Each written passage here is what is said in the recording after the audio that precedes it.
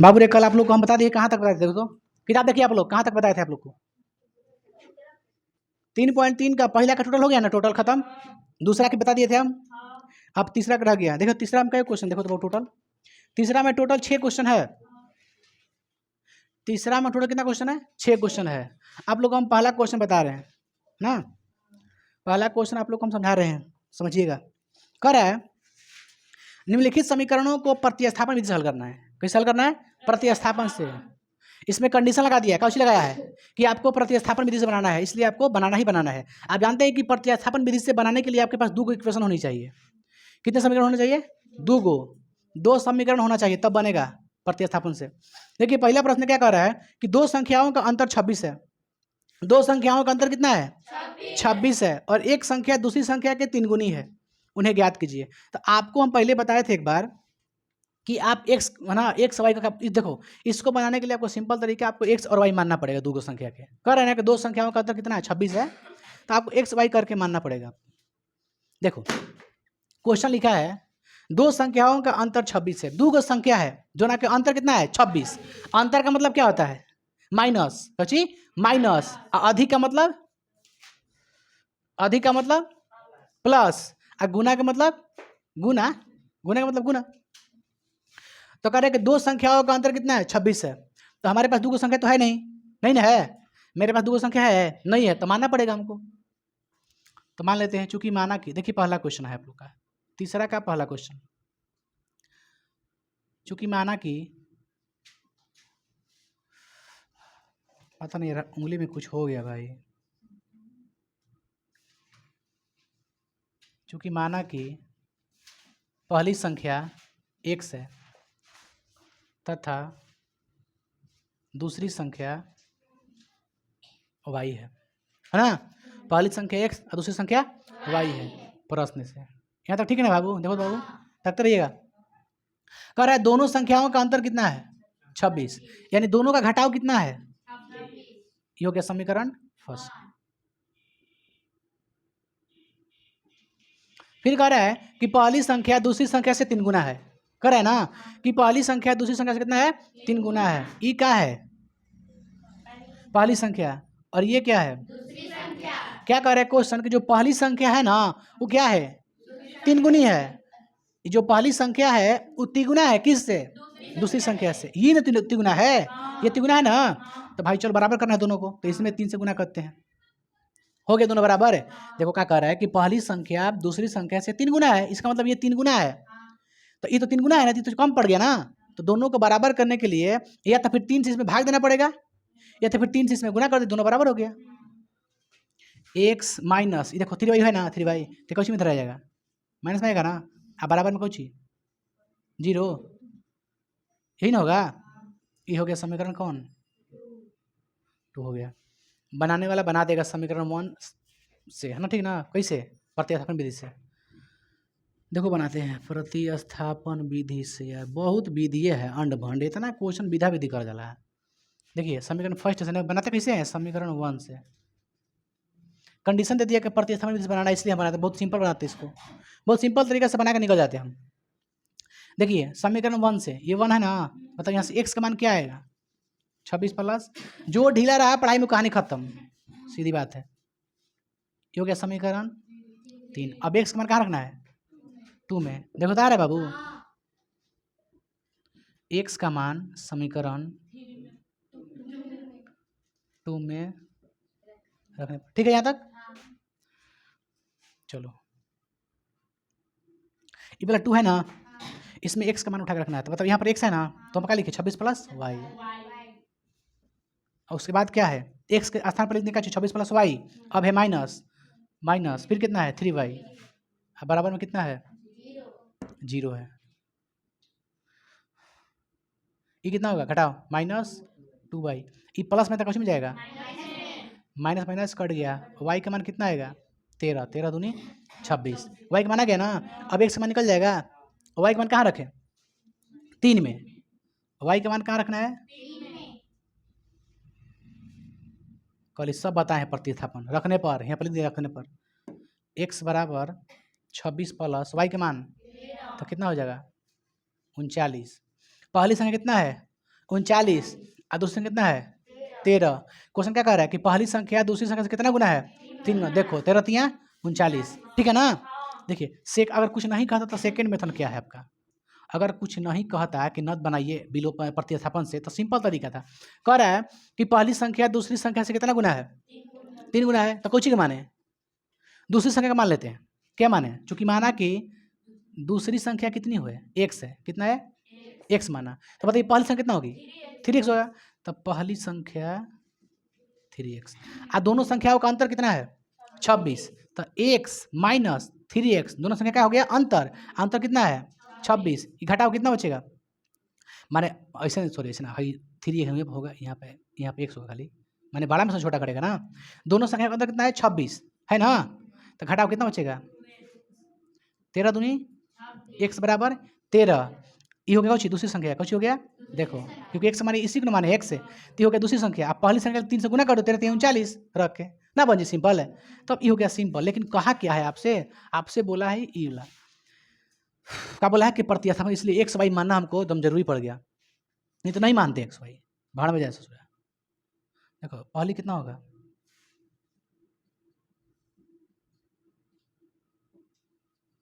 भाई 13 ही खलवा समझ लिया जाए। चलिए दूसरा बता दें मेथड, दूसरा क्वेश्चन दिखाइए क्या दिया है। दूसरा क्वेश्चन कर रहे बाबू भैया, दो संपूरक कोणों में बड़ा कोण छोटे कोण से 18 डिग्री अधिक है, उन्हें ज्ञात कीजिए। क्वेश्चन कर रहा है, देखो क्वेश्चन कर रहा है कि दो संपूरक कोण है। संपूरक कोण किसे कहता है आपको याद होगा कोई पर,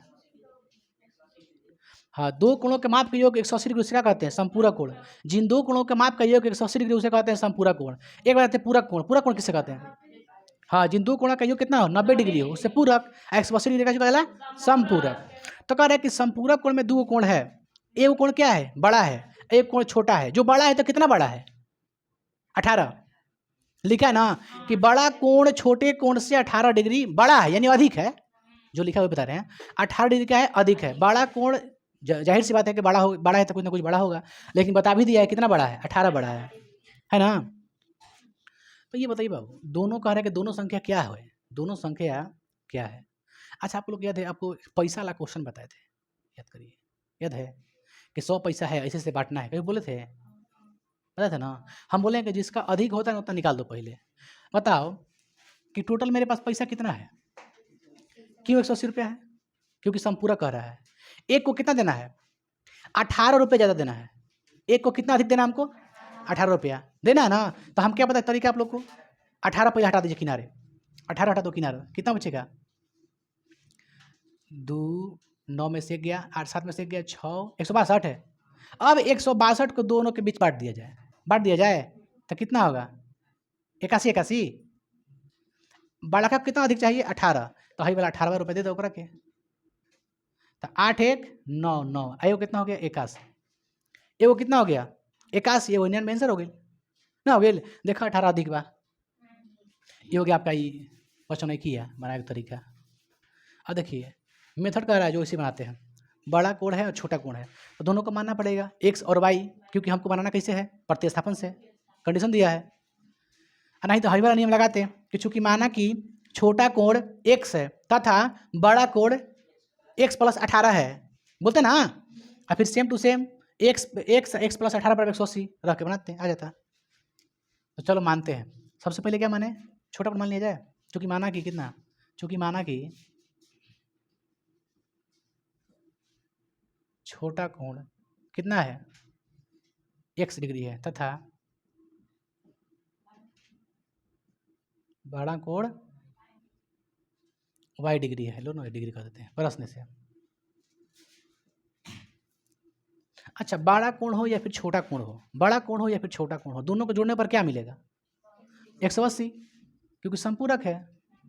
ये हो गया समीकरण फर्स्ट। पुनः क्वेश्चन से देखा, फिर कह रहा है यह है कच्ची छोटा कोण, यह है बड़ा कोण। प्रश्न क्या कह रहा है कि जो बड़ा कोण है कितना अधिक है 18 अधिक है, तो बराबर करना पड़ेगा दोनों को हमको। तो क्या करें, ये तो 18 ज़्यादा है तो क्या करें 18 घटाते हैं इसमें से, या इसमें 18 जोड़ देते हैं, क्या फ़र्क पड़ता है? ये 18 अधिक है ना, बोला 18 अधिक है ना बाबू। ये जब 18 अधिक है, दोनों को हमको बराबर करना है, तो या तो फिर एकरो में 18 रुपये दे दे एकरो के, दोनों हो जी बराबर, या तो फिर एकरा से 18 रुपये ले लो, है ना। तो 18 इससे ले लेते हैं, कोई दिक्कत है? तो एक्स ये प्लस में इधर कच्ची में आएगा, उधर कच्ची में बचेगा, माइनस में बचेगा का। देखो चार को 4 देने कर दिए तभी ना समीकरण बनेगा बाबू, तो समीकरण बनेगा कहाँ से?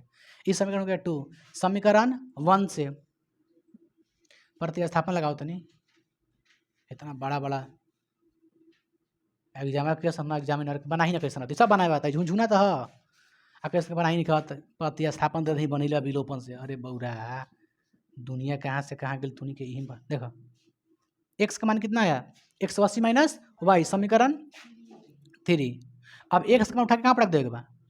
2 में, 1 में, या 1 लिख ले या 2 में। अगर यहाँ हम 2 से लेते हैं तो उठा कहाँ पर रखते हैं? 1 में, बन जी, नो प्रॉब्लम। तो क्या करें, चूंकि एक्स का मान कहाँ रखा जाए? ए बाबू देखो ना कहाँ है समीकरण 2 में ना, 2 में रखने पर पुट माने, चलिए रखा जाए। यहाँ पर क्या रख दें? 180 माइनस वाई रखे ना, क्योंकि एक्स का मान यही ना है बाबू। चलिए एक्स का मान कितना रखा जाए यार? हाँ फिर माइनस वाई बराबर है कितना हो जाएगा?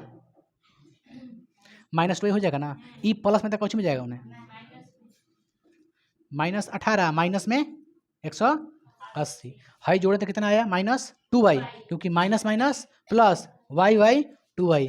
बाबू नींद लग रहा है भाई मेरे, गजब हाल तेरा, आंखों को धोखा नहीं दे सकते भाई।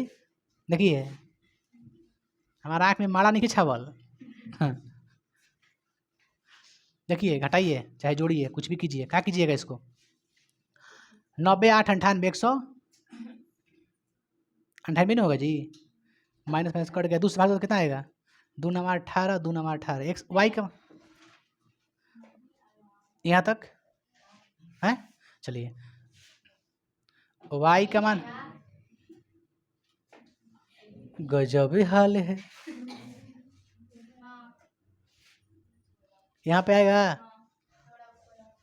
बहुत, यहाँ पे नहीं आ रहा है जी।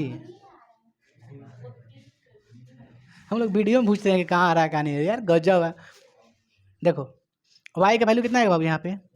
ठीक है, तो आया होगा पूरा, यहाँ भी आता होगा, तो आता क्या है? वाई का मान कितना गया? 99, कितना आया? 99। फिर वाई का मान कहाँ रखिएगा? समीकरण 3 में, यहाँ पे लिख दें, चूंकि वाई का मान कहाँ रखना है? समीकरण 3 में। तो कितना आएगा देखो तो कितना है? एक्स बराबर 180 माइनस कितना लिखे? 99, घटा दीजिए कितना बचेगा? 81 आएगा, कोई बात नहीं बाबू। चलिए कितना आ रहा है? 81, ठीक है ना। एक हो गया यहाँ पर, फिर 2 हुआ, एक यहाँ पर होगा, 2 हो गया ना एक्स का वाई का। छापिए छापिए, तू लोग अपना में झगड़ा करेगा, कोई गया क्या दिक्कत है, हमको कोई प्रॉब्लम नहीं है। देखिए क्वेश्चन नंबर 3 बाबू देखो, एक क्रिकेट टीम के कोच ने, ए बाबू एक क्रिकेट टीम के कोच ने, कोच समझ तो जो सिखाता हुआ है, तो क्रिकेट टीम के कोच ने 7 बल्ले और 6 गेंद, कितना बल्ला? 7 को बैट और 6 को गेंदा, कितना में खरीदलस? 3800 में। कितना में खरीदा? 3800 में।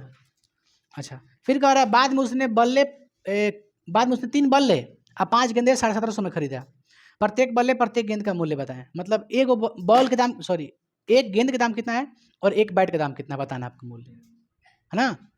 चलिए तो बाबू मान लेगा हम लोग, एक बल्ले का कीमत 100 रुपया है तथा एक गेंद की मूल्य वाई रुपया है। चूंकि माना कि एक बल्ला की मूल्य चाहे बल्ले की कीमत कुछ भी लिखिए बाबू, इसमें कोई बहस नहीं है, 100 रुपया है, 100 रुपया, हंस मत, तथा ठीक है ना बाबू, तथा एक गेंद की मूल्य कितनी है? और वाई रुपया है। प्रश्न से। प्रश्न कह रहा है कि 7 गो क्या कर रहा है बल्ला, 7 बल्ला और 6 गेंद, 7 गो बल्ला, कितना खरीदा बल्ला, 7 गो बल्ला मैंने बैट जो मारता है इससे। तो एक बल्ले की कीमत कितना है, 100 रुपया, तो 7 गो बल्ला की कीमत कितना होगी, 7x। एक गेंद की मूल्य कितना है, y रुपया, तो 6 गेंद का मूल्य 6y, कितना 6y। और दोनों के मिला के क्या रुपया लिया है, समीकरण फर्स्ट। ये बना के लाइएगा ना घर से प्रतिस्थापन विधि से, हाँ कहिए। हम आपको समीकरण अगर बना के दे देते हैं तो कम से कम आप इतना तो प्रयास कीजिएगा ना कि बन जाए। तब खाली मेरा टाइम की बर्बादी है। ऑनलाइन इतना नहीं समझा तो फिर कुछ नहीं समझा, इतना नहीं समझा तो फिर कुछ नहीं समझा, कोई फायदा होने वाली नहीं है। देखिए फिर बाद में कह रहा है कि 3 बल्ला और 5 गेंद, कितना बल्ला, 3 बल्ला, तो एक बल्ले की कीमत कितना है, 100 रुपया है, तो 3 को बल्ला कितना होगा, 3x। एक बल्ला की कीमत 5 रुपया है, तो 3 बल्ला कम 3 5 15, उसी एक बल्ला की कीमत 100 रुपया, तो 3 बल्ला की कीमत 3x। एक बल गेंद की कीमत y रुपया, तो 5 गेंद की कीमत 5y, और दोनों के मिला कितना लिया था, इस समीकरण सेकंड। अब बनाए कैसे बनाइए पता है, समीकरण 1 से फिर यहाँ से x का मान निकालिएगा, उस समीकरण 3 हो जाएगा, फिर उसको उठा के पढ़ देना 2 में, फिर 2 में से कैसे का मान निकल जाएगा, y का मान निकल जाएगा, फिर उस y को उठा के 3 में रख दीजिए, मतलब एक बार 2 में रखिए, एक बार 3 में रखिए लगातार, बस में रहा है। x का जो मान आएगा पहले रखा में 2 में, फिर 2 से जो मान आंसर आएगा उसका मान उठा के 3 में रख दो, आंसर आ गया दोनों का। चलिए ये बनाइएगा, ये डबलुआ रह जाएगा, क्या रहा डबलुआ, समझिए। चौथा कल बना के जरूर इसको लाइएगा, हम चेक करेंगे कॉपी, जिसको नहीं बनाने आएगा हम बता भी देंगे, गलती सलती होगा तो। चलिए नेक्स्ट क्वेश्चन क्या देख लिया जाए। देखिए जाके प्रयास छोड़ दीजिएगा तो छूटले रह जाएगा, आपको हकीकत बता रहे हैं, अगर छोड़ दीजिएगा आज ना जाके तो हमेशा छूटले रह जाएगा, फिर आगे नहीं बना पाइएगा। इसलिए आ जाइए, करेंटली बना दीजिए घर में ही जाके डायरेक्ट, तब सीखिएगा आगे बढ़िएगा, नहीं तो फिर वही बात है कि भैंस का कितना बिंग बया हुआ, कोई फायदा तो होने वाला नहीं है, वही बात है। चलो आगे बढ़ते हैं। कह रहा है एक नगर में टैक्सी के भाड़े में एक नियत भाड़े अतिरिक्त चली गई दूरी, क्या कह रहा है, एक नगर में टैक्सी के भाड़े में एक नियत भाड़े की अतिरिक्त चली गई दूरी पर भाड़ा सम्मिलित किया जाता है। 10 किलोमीटर दूरी के लिए भाड़ा कितना है, 105 रुपया है। अब 15 किलोमीटर के लिए भाड़ा कितना है, 155 रुपया है। नियत भाड़ा तथा प्रति किलोमीटर भाड़ा क्या है, एक व्यक्ति के 25 किलोमीटर यात्रा करने के लिए कितना भाड़ा देना। देखो क्वेश्चन सुनने क्या कर रहा है बाबू, कह रहा है ना कि एक नियत भाड़ा है, नियत किराया, नियत भाड़ा चाहे किराया कहिए, कुछ भी कहिए, है ना, समथिंग समथिंग। तो मेरा कहने का मतलब ये है कि कहीं हम जा रहे हैं, मुझे मान कहीं ट्रैवल कर रहे हैं, तो ट्रैवल करने में मान चलिए हमको जाना है यहाँ से सासाराम, सपोज कर लीजिए सासाराम, लोकेट करिए एक जगह को, हमको सासाराम जाना है। आप किसी को कहेंगे जाने के लिए, गाड़ी के लिए चलने के लिए, तो वो बोलेगा कि नियत किराया है यहाँ का, फिक्स किराया है, जो जैसे नियत जो है वो है आपका 50 रुपया, ठीक है। अब बाकी जितना किलोमीटर चलेगा उसका किराया अलग लगेगा, तो उसको बोलेंगे अतिरिक्त किराया। बात को समझ में आया हम कैसे बोले हैं।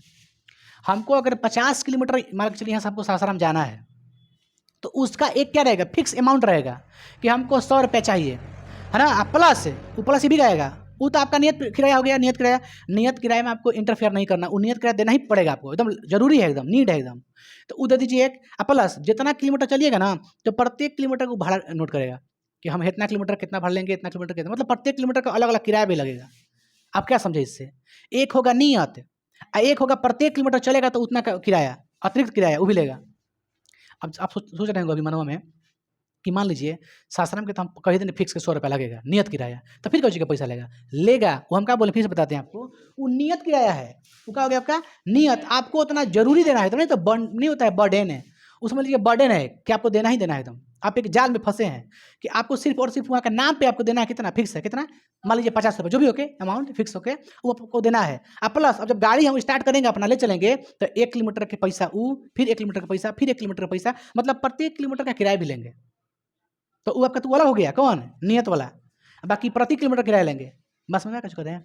तो अब 10 किलोमीटर के लिए पैसा कितना लगा है, 105 रुपया, कितना लगा 105 रुपया। तो अब बताइए 10 किलोमीटर कितना लगा, 105 रुपया लगा है।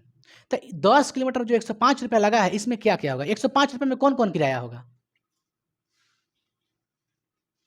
जो 105 रुपया लगा है ना, 10 किलोमीटर चला है तो कितना लगा है, 105 रुपया। 105 रुपये में कौन कौन किराया होगा, अतिरिक्त किराया होगा खाली, आपको क्या लगता है? देखिए, कितनों हम बता रहे हैं फिर से, कितनों किलोमीटर का है, ठीक बा? आपको एक चीज़ हमेशा लेके चला है, नियत किराया, उसको आप छोड़ नहीं सकते हैं। उसमें नियत किराया भी जोड़ के बताया हो। ये मत सोचिए कि 10 किलोमीटर चला है ना तो उसका पैसा खाली वो अतिरिक्त है, जी, अतिरिक्त हम मानते हैं, लेकिन उसमें और चीज़ इंक्लूड है, नियत किराया। देखिए बताते हैं आपको, पहले लेट कर लेते हैं, मान लेते हैं, चूँकि माना कि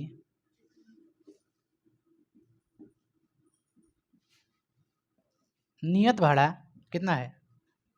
₹100। आपको हर कीमत पे कितना देना है? ₹100 देना है। हर कीमत पे आपको ₹100 देना है ना? चूँकि माना कि नियत यानी फिक्स, नियत भाड़ा कितना है? ₹100 है, तथा फिर क्या मानना है? प्रत्येक मतलब प्रति किलोमीटर का, प्रत्येक किलोमीटर का, प्रत्येक किलोमीटर का भाड़ा क्या पूछ रहे हैं? नहीं पूछ रहे दोनों क्वेश्चन में? क्या पूछ रहा है क्वेश्चन? दे तो बाबू, कह रहा है कि नियत भाड़ा तथा प्रति किलोमीटर भाड़ा, तो प्रति किलोमीटर भाड़ा कितना माने हैं तथा प्रत्येक किलोमीटर का भाड़ा कितना माने हैं? ₹Y। अब आते हैं प्रश्न से, आप समझिएगा, थोड़ा सा दिमाग लगाइएगा ना। अब बताइए अतिरिक्त चला कितना है, मैंने कितना किलोमीटर चला है? 10 किलोमीटर चला है। पहला पॉइंट वही बन रहा है कि 10 किलोमीटर किराया कितना लिया? ₹105 लिया है। तो यानी कहने का मेरा मतलब है कि प्रत्येक किलोमीटर का भाड़ा कितना लग रहा है?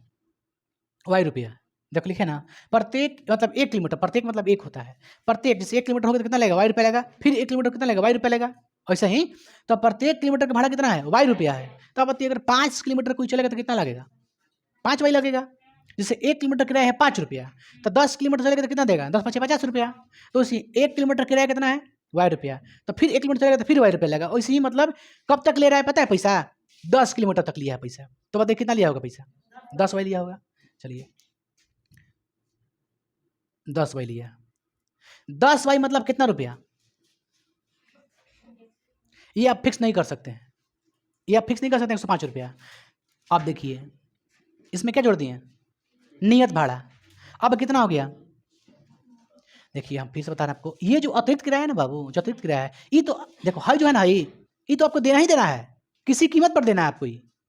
अब बाकी जितना तू किलोमीटर चल रहा ना, तू जितना किलोमीटर चलिए उससे मतलब नहीं है। आप 6 किलोमीटर चलिए, 4 किलोमीटर चलिए, उसका तो भाड़ा देना ही देना है आपको, लेकिन एक फिक्स किराया का आपको लेके चलना है।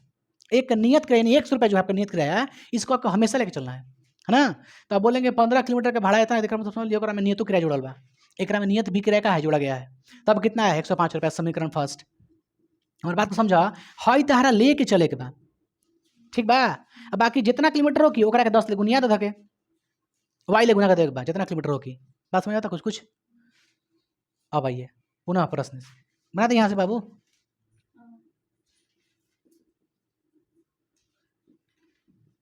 अब बताइए फिर कितना चल रहा है? 15 किलोमीटर। अब 15 किलोमीटर के लिए भाड़ा कितना लग रहा है उसका? ₹155। तो 1 किलोमीटर के लिए ₹Y। तो 15 किलोमीटर कितना लेगा? 15Y। तो ये हो गया आपका 15Y, ठीक है? आ रहा है ना, देख लो 15Y। अच्छा एगो हई तो लेबे करेगा, ये तो उसका चिन्ह मारा के मार्का मारा है उसके गाड़िए पर कि हई तरह दही के बा। अब तब गाड़ी मार चली तो ओकर अलग पैसा ले, मैं समझ तो नहीं। तब 15Y तो हो गया आपका चीज, जो 1 किलोमीटर चले हम उसको देना ही देना है ना? प्रत्येक किलोमीटर के हिसाब से। हई एकदम बांधल बा, हई बांधल बता रहा, देना ही देगा बा। ये कितना टोटल दिले बा? तो अब कोई अगर सोचेगा ना कि ना खाली अतिरिक्त के इतना ₹155 नहीं, अतिरिक्त का नहीं है, उसमें नियत क्रिया जोड़ा गया है उसमें, क्योंकि इसके लिए कोई अथी नहीं देगा आपको। हो गया 2 समीकरण। अब क्या करना है इसमें? प्रतिस्थापन लगा देना है। यहाँ से x का मान निकालेगा तो चल जाएगा माइनस में, फिर x उठा के पढ़ दीजिए समीकरण 2 में, यहाँ से y का मान आ जाएगा, y का मान पढ़ दीजिए फिर 3 में, x का मान आ गया। क्या करना है? 2 वाली उठा के पढ़ दो, एक बार उठाना है, एक बार पटकना है, फिर उठाना है, फिर पटक देना 2 वाली, बस x बाई 2 ना जी हाँ ना जी हाँ ना। अगला क्वेश्चन क्या दिखाओ तो, आपको बनाने के लिए छोड़ रहे हैं सभी लोग के लिए, एकदम सिंपल है। इसमें x का मान निकाल लीजिए, x का मान रख दीजिए 2 में, 2 में रखने के बाद फिर उठा के मार दीजिए 3 में, हो गया। एक बार 2 में एक बार 3 में। नेक्स्ट क्वेश्चन है, यदि किसी भिन्न के अंश और हर दोनों में क्या जोड़ दिया जाए? 2 जोड़ दिया जाए। इस एकदम इंपॉर्टेंट क्वेश्चन एग्जाम में पूछता है बार बार, है ना? भिन्न वाला ये क्वेश्चन एग्जाम में आपका बार बार पूछता है। आप भिन्न का मतलब समझते हैं? बाटा, है ना, फ्रैक्शन। तो कह रहा है यदि किसी भिन्न के अंश मतलब नोमिनेटर और हर है डिनोमिनेटर है, दोनों में कितना जोड़ते हैं 2, 2 जोड़ दिया जाए तो वह कितना हो जा रहा है 9/11 हो जाती है। कितना हो जाती है? चलिए तो अब बताइए, अपन को अंश मालूम है, हर मालूम है, तो क्या माने? हर बराबर वाई। चलिए क्वेश्चन नंबर 5, चूंकि माना कि भिन्नों का अंश कितना है x, ठीक है ना यहाँ तक, तथा हर कितना है y है। भिन्नों का अंश कितना है x है, तथा हर कितना मान दिए y मान दिए। चलिए अच्छा बताओ भिन्न बराबर क्या होता है बताइए बाबू, भिन्न बराबर क्या होला? अंश बटा हर, अंश बटा इसी को ना बोलते हैं हम लोग भिन्न। एक ऊपर रहा एगो नीचे है, क्या है भिन्न न है, तब क्या घबराए के भैया। अंश कितना है, हर कितना है? चलिए अब बनाते हैं प्रश्न से, बनाया जाए। चलिए क्वेश्चन कह रहा है यदि भिन्नों के अंश और हर दोनों में कितना जोड़ दिया जाए 2 जोड़ दिया जाए, तो अंश कितना है x, हर कितना है y, दोनों में कितना जोड़ना है? जोड़ दे 2। कितना हो जा रहा है 9/11। कितना हो जाता है 9/11। यहाँ समीकरण 1 लावे आई, क्रॉस मल्टीप्लाई तिर्या गुना करके ला देते हैं, फिर भी कोई दिक्कत है आपत्ति है? x है बस, यहाँ तक है, ये भी नहीं आ रहा है। चूंकि माना कि भिन्नों का अंश x है तथा हर y है। अब आ गया ना। चलिए भिन्न बराबर अंश बटा हर कितना x बटा y, कह रहा है कि अंश में 2 जोड़ दो, y में हर में 2 जोड़ दो, जोड़ दें तो कितना मिल जाता है हमारा 9/11। साफ कहा है उसी हम कर रहे हैं, बस खाली प्लेस को रख रहे हैं स्थान पे। देखो करिए क्रॉस मल्टीप्लाई तभी नहीं मिलेगा समीकरण 1, तो गुना कर तो बाबू 3 से गुना, 11 में x में करो कितना होगा, फिर 11 में 2 ले करो बराबर कितना हो जाएगा 9 में y ले करो, 9 दूनी, तो 11x माइनस 9y बराबर 18 माइनस 22, 4 को 4 तरफ, अचर को अचर तरफ। बात समझ में आ रही है यहाँ तक? x y की तरफ कर दिए, अंक को अंक देने कर दिए। अब देखिए 11x माइनस 9y बराबर घटाओ, समीकरण 1 हो गया। पुनः प्रश्न से फिर से क्वेश्चन कहा था पढ़े के, कह रहा है पुनः कह रहा है कि यदि उसके भिन्न के अंश तथा हर में 3 जोड़ दिया जाए, कितना जोड़ दिया जाए 3, थला ना भैया, यह अंश यह हर, आ तीनों में कितना जोड़े दोनों में 3, तो कितना हो जाता 5/6। वह कम कर देते नहीं, कितना होगा 6x 18, फिर कितना होगा कितना होगा, ठीक है यहाँ तक ना समीकरण आ रहा बाबू, शो कर रहा है 6x माइनस 5y बराबर, साफा नहीं क्या हुआ ना, थोड़ा थोड़ा यहाँ पर आ जाएगा सच्ची। देखिए 6x माइनस, ए बेलचान देख ध्यान से, समीकरण 2 आ रहा है देखो तो, तब क्या आ रहा है, ये हो गया समीकरण 2, क्या हो गया समीकरण 2। अब क्या करना मालूम है आपको, क्या करना है मालूम है? अच्छा ठीक है, प्रतिस्थापन से हल करना है आपको, ये 1 है ये 2 है, हल करना है ना। अच्छा कोई सिंपल तरीका आपके पास है जो डायरेक्टली आंसर आ जाए?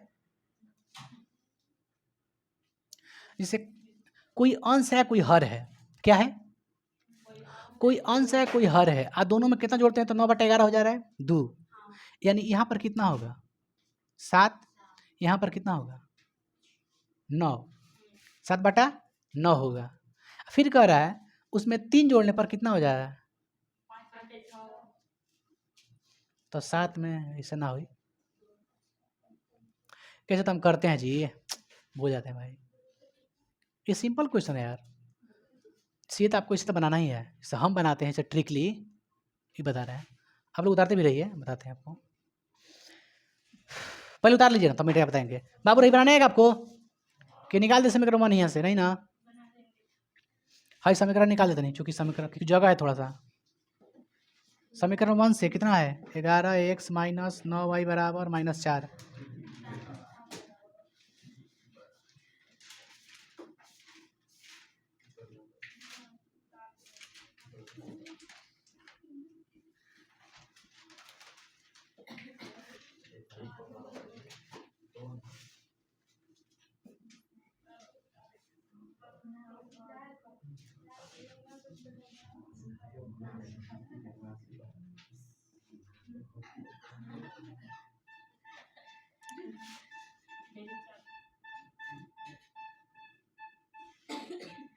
जगह है जी।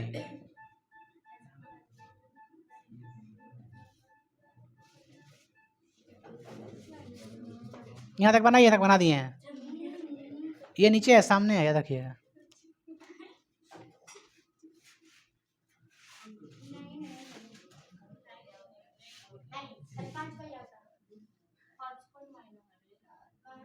लो छोड़, उदाहरण उतारो, उतारिए।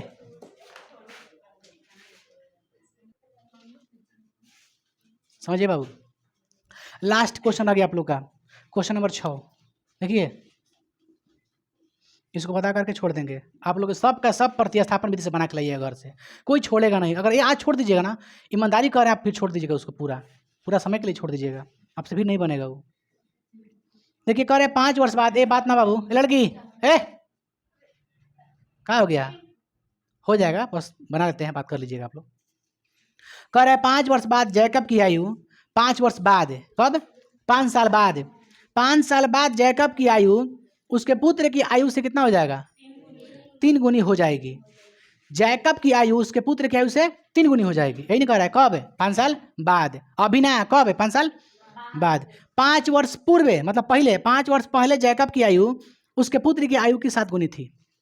तो उन लोगों की वर्तमान आयु बताएं। तो सुनिए ना, सिंपल बात, तरीका क्या है। अब बताइए, हम किसी का एज अगर हमको 5 साल बाद बताना होगा तो हमको क्या मालूम होना चाहिए? वर्तमान मालूम होना चाहिए। अगर अभी हमको एज मालूम है कि अभी मेरा एज कितना था, 5 साल बाद बता दीजिए कितना होगा, बताइएगा ना जी। तो सबसे पहले हमको हमारी जानकारी क्या करना है? सबसे पहले क्या जानकारी है? वर्तमान। क्या करना है? वर्तमान। तो हम लोग क्या माने, दोनों के क्या माने? वर्तमान आयु माने। चूंकि माना कि जैकब की वर्तमान आयु X वर्ष है तथा उसके पुत्र की वर्तमान आयु Y वर्ष है। माना कि जैकब की वर्तमान आयु कितना है? X वर्ष है, उसके पुत्र की कितना है जी? Y वर्ष है। आप समझिएगा, जो शुरू पढ़ा वो समझेगा प्रश्न से। कब कह रहा है? 5 साल बाद। 5 साल बाद उनकी उम्र चाहे आयु, है ना जी। देखिए बाबू, समझिएगा, उतारिएगा मत। मान लिया कि जैकब की आयु कितना है? X, पुत्र की आयु कितना है? Y। फिर लिखा है कि 5 साल बाद, मतलब ये 5 साल बाद उम्र क्या होगा? दोनों का 5 साल बढ़ेगा। अभी कितना है? X वर्ष, तब 5 साल बाद कितना हो जाएगा? X + 5 होगा। इसका कितना होगा? Y + 5। फिर कह रहा है कि 5 साल बाद, 5 साल बाद उनकी, सॉरी, जैकब की आयु उसके पुत्र की आयु की कितनी होता है? 3 गुनी हो जाएगी। 5 साल बाद, 5 साल बाद, दोनों में 5 साल जुड़ेगा ना, क्योंकि 5 साल बाद बोला है, पहले कहता था माइनस, लेकिन बाद बोला है, तब 5 साल बाद कर दिए। फिर कह रहा है कि 5 साल बाद, ठीक है, 5 साल के बाद जानते हो क्या होगा? कि जैकब की जो आयु हो जाएगी ना, इससे क्या हो जाएगी? 3 गुनी हो जाएगी। तो इसका मतलब ये कै गुना है? 3 गुना है। और दोनों करना हमको बराबर, तो क्या करें? इसमें भी 3 से गुना कर देते हैं, उसके पुत्र में। लो, दोनों का हो गया बराबर। अब निकालें समीकरण, X + 5 3Y + 15, यानी X - 3Y बराबर। ये सब नहीं समझे तो फिर नहीं समझाए। समीकरण यहाँ तक समझ में आया ना? इधर उधर कर दिए, इधर उधर खाली डांस करवा दिए। पुनः प्रश्न से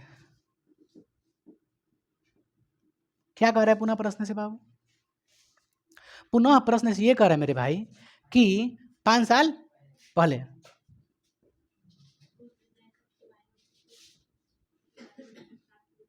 पहले उनकी कितना लिखे? आयु लिखे ना। क्या हो जाएगा? तो कहिएगा X - 5, X - 5, उसका भी Y माइनस। फिर क्या कह रहा है कि जैकब की आयु कितनी हो जाएगी? 7 गुनी। इसका मतलब कै गुना हो गया?